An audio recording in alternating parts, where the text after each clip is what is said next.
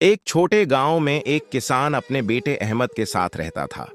अहमद हमेशा खेल कूद में मसरूफ रहता और काम से कितराता था। एक दिन गांव में एक नया किसान आया जो अपनी बड़ी सुनहरी फसल दिखाकर सबको हसद में मुब्तला करना चाहता था। अहमद ने अपने वालिद से कहा, बाबा, हमें भी कुछ करके दिखाना चाहिए। किसान ने पुरस्कून और दाना अंदाज में जवाब दिया, बेटा, जल्दबाजी और हसद से कुछ नहीं होता, मेहनत और अक्ल से काम लेना चाहिए। अहमद ने वालिद के मशूरे पर अमल किया। उसने खेत में कीमती बीज बुए, रोजाना पानी दिया, घास निकाली और देखभाल की। कुछ महीनों बाद जब दूसरे किसान की फसल खराब हो गई, अहमद और उसके वालिद की मेहनत का फल आया। खेत सरसब्ज और जरखीज हो गया और फसल से पूरे गांव को फायदा पहुंचा।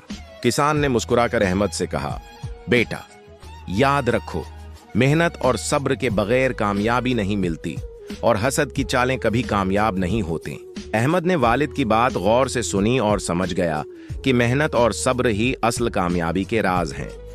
अगर आपको ये कहानी पसंद आई हो तो अभी सब्सक्राइब और लाइक करें ताकि हम आपके लिए और भी दिलचस्प कहानियां लाते रहें।